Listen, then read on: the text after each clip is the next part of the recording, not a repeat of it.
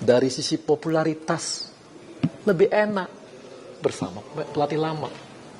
Enak, nggak akan dimaki-maki, nggak akan di head speech lah, di inilah, wah kalau kita mah udah habis-habisan lah. Didoakan ke akhirat lah. Aneh-aneh. Jadi kalau mau main aman, ya pertahankan. Tapi ada hal besar yang harus diambil. Dan itu untuk merah putih. Itu satu. Yang kedua, ya begini-begini kita kan tahu ya bahwa kami nggak pernah, atau bukan nggak pernah sih, mudah-mudahan selama periode Pak Erik ini semua langkah-langkah belum ada yang negatif. Mau di liga, perbaikannya, usia muda, U17 kita masuk, AFC, U19 kita masuk AFC ke U20, U23 kita, senior, perempuan kita, artinya kan semua berproses nih. Ya, langkah-langkahnya bagus. Jadi kali ini tolong dipercaya aja. Langkah kami ini bukan langkah memang berat, tapi yang tadi itu kalau mau popularitas gampang, kalau mau cari aman gampang, tapi ada hal besar yang harus kami kerjakan. Dan nggak ada untungnya. Apa untungnya coba? Untungnya cuma satu, itu merah putih. Nggak ada yang lain gitu. Dan itu. Kemudian, nah ini kita kebetulan ketum kita ini kan, dia ini mengelola klub Eropa. Pernah bahkan mengelola klub Eropa besar yang di Serie A. Pemain-pemain diaspora kita itu cara berpikirnya kan cara berpikir Eropa.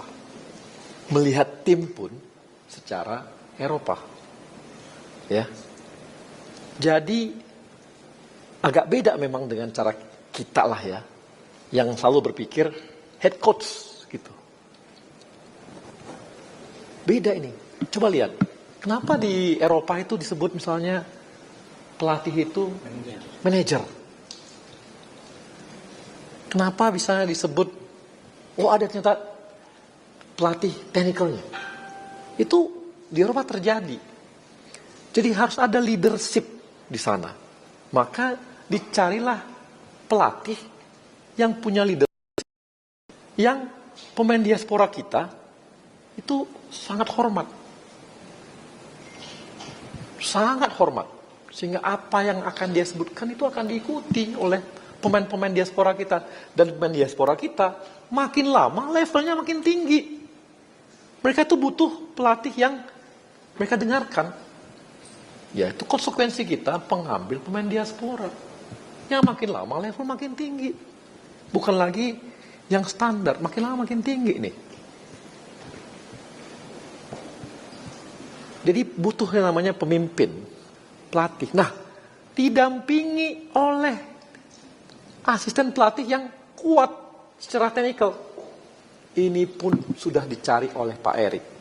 Soal nanti, ada kelemahannya. Nggak ada pelatih di dunia ini. Nggak ada pelatih di dunia ini yang nggak punya kelemahan.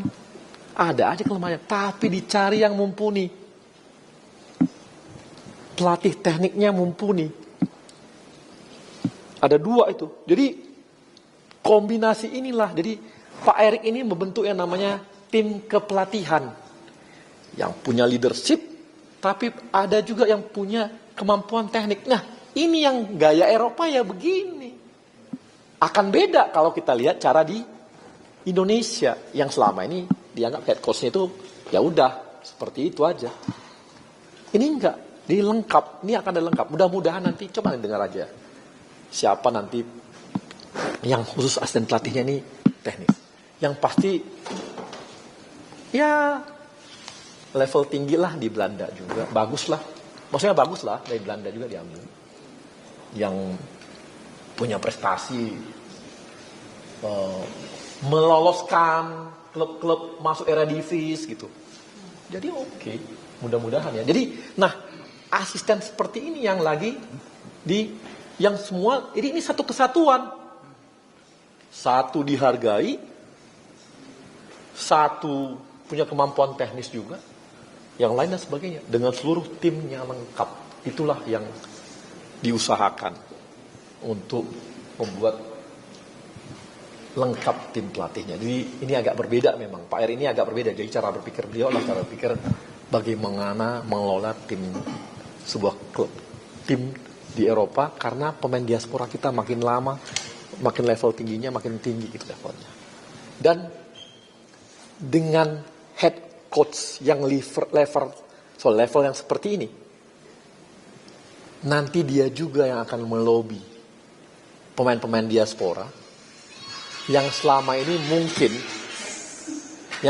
mungkin belum terbujuk untuk mau masuk ke kita. Jadi nanti dia juga yang akan melobi dan mengajak pemain-pemain diaspora untuk masuk ke kita. Nah, yang ini pun dipikirkan sampai level itu. Jadi nggak bisa cuma selama ini kan kita tahu Pak Erik itu yang lobby kemana-mana gitu. Dengan timnya lobby kemana-mana. Kita butuh support juga dari head coach yang sanggup melobi kemana-mana gitu. Sampai dia bisa dapat. Dan udah ada satu yang selamanya susah kita dapat. Mudah-mudahan bisa jalan. Mudah-mudahan. Nantilah itu. Tapi artinya udah mulai kerja juga untuk hal-hal yang seperti itu. Gitu. Bang, Oke. Bang, ini kan meskipun kemarin Pak Ketum juga menyebut nama spesifik siapapun, tapi di jagat sosial media kan banyak nama-nama yang disebut, bahkan Fabrizio Romano berani sebut Patrick Kluivert dan juga ada Luis Van Gaal. Terkait hal itu bagaimana Bang? Kan tadi udah saya kasih clue-cluenya. Dicari orang yang memang di Eropa, di Belanda pun dia dihargai. Kalau di istilah wartawan, abang-abangan. Kalau udah abang-abangan manggil kan, namanya kita junior-junior pasti siap bang, kan gitu. Arahan bang. Mudah-mudahan yang begitu juga yang kita dapat nanti. Yang dia kalau ketemu pemain-pemain ini, arahan bang, siap bang, ya begitu. Gitu. Oke. Bang, kalau rumor Luis Van Gaal ada jadi direktur olahraga gimana? Ada bantahan nggak? Kan udah dibantah sama Van Gaal ya? Bulit bang. Apanya? Ya nggak tahu lah ya. Gitu. Berarti dari PSSI membantah juga nih bang? Pokoknya kita nggak tahu. Jadi intinya Dirtek itu udah ketemu apa belum bang? Kita gini dulu. Dirtek itu, nah ini Dirtek itu tidak hanya sekedar membawahi pemain timnas. Dirtek juga harus mampu untuk membangun filosofi sepak bola. Itu artinya dia harus muter-muter seluruh Indonesia nih. Jagoan tapi juga harus bisa keliling-keliling Indonesia. Indonesia besarnya bukan main. Dari Aceh ke Papua itu 8 jam ya, berapa jam? Satu benua Eropa juga itu. Gitu ya. Dan itu muter-muter gitu. Itulah. Oke. Jadi udah ketemu belum bang? Nyari Dirtek itu gara-gara itu bang? Gara-gara emang harus siap standby terus gitu? Iya, kita kan harus ini ya. Dan harus dia mampu kemana-mana. Dia bisa ke Aceh, bisa ke Palembang, bisa ke Kalimantan, bisa ke Sulawesi, menyamakan persepsi. Nggak gampang. Kita nggak hanya bisa bikin Dirtek gitu. Berarti udah ada ya bang? Ya itu nanti aja. Bang, total tim kepelatihan yang akan dibawa tuh berapa bang, boleh tahu?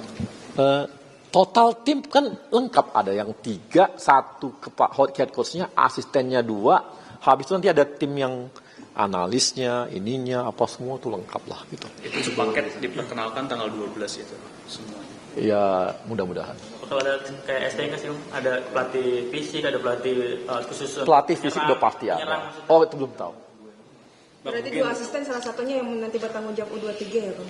Ada salah satu yang menanggung terhadap 23, ada juga bertanggung jawab terhadap teknik. Bang, mungkin balik lagi tadi soal PSSI rugi yang bukan rugi, maksudnya harus mengeluarkan puluhan M ya. Berarti penekanan aja itu berarti kompensasi atas kontrak Sintayong ya Bang. Dan apakah angkanya sampai saat ini sudah disetujui atau masih dalam perhitungan? Enggak, udah sesuai dengan kontrak aja.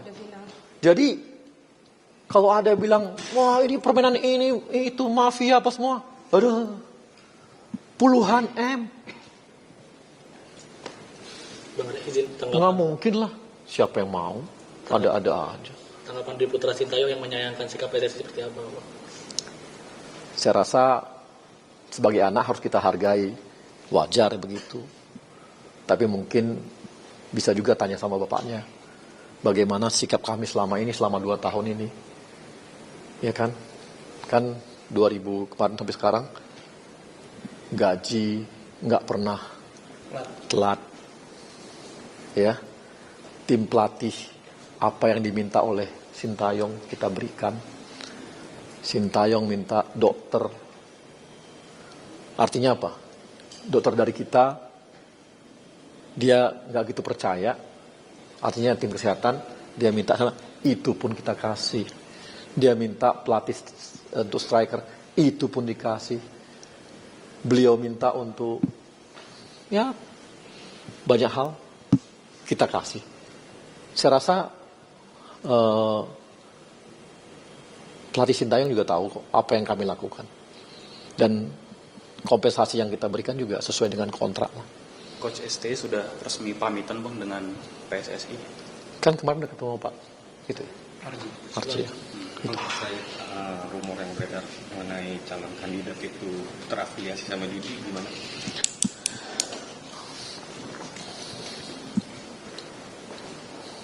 Kandidat saya juga belum tahu kan kandidat yang mana gitu. Ya, kita nggak tahu kandidat yang mana gitu ya. Dan susah juga ya kita ngomong apa semua.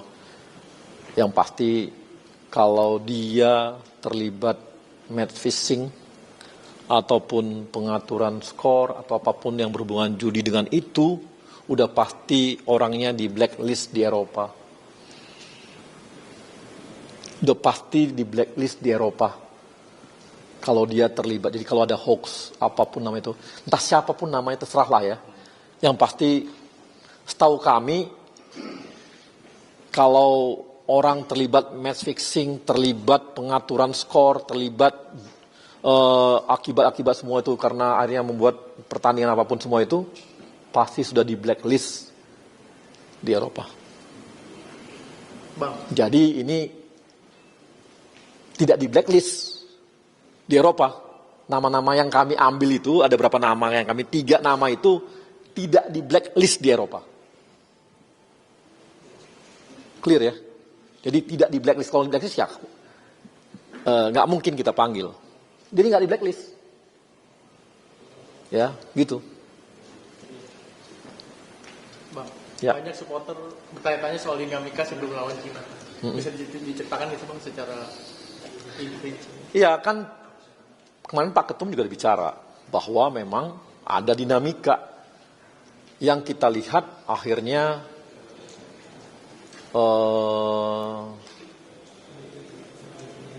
memang keharmonisan itu yang berat. Nah itu yang membuat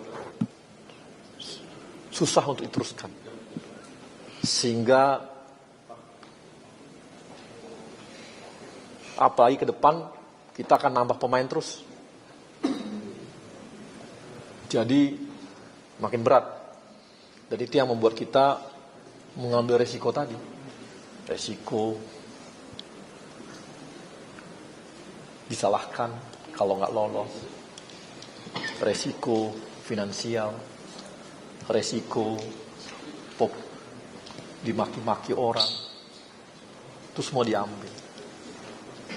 Ya, dan permen apa yang bisa dimakan? Banyak rugi juga kita. Bukan rugi sih, ya itu rugi juga lah.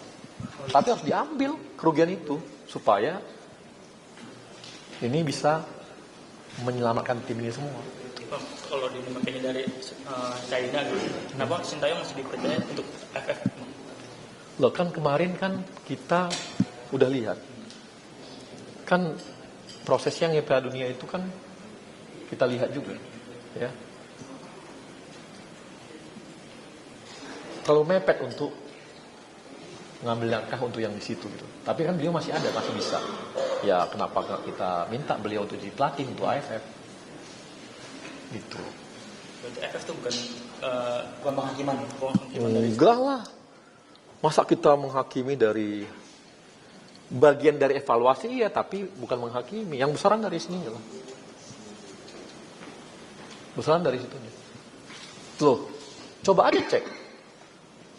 Kayak saya kan misalnya ngomong gitu ya. Kan mulai dari ketika setelah kalah lawan Cina. Ya kan? Bukan pada saat AFF loh. Bukan pada saat AFF kita mulai ngomong, enggak. Pada saat lawan Cina, saya udah ngomong. Coba aja cari di mana-mana. Itu udah sebenarnya adalah ini gitu, warning-warning yang ini gitu. Gitu. Bang, mungkin terkait fasilitas nanti yang akan dikasih buat pelatih baru, apakah ada perbedaan dengan Sintayong atau gimana? Tentunya setiap ada yang namanya standar. Kalau standar kita penuhi. Kalau yang di luar standar itu akan dibicarakan. Tapi ya inilah yang standar kan yang itu yang penting ya. Hal-hal lain kan bisa ya ada masing-masing ada punya keunikan.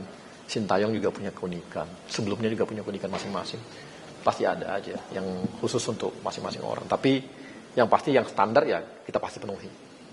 Gitu. nilai kontraknya lebih gede dari 9 atau Kontrak.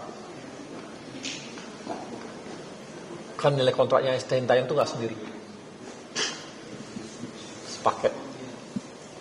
Gitu ya. Yang pasti kita cari yang terbaik.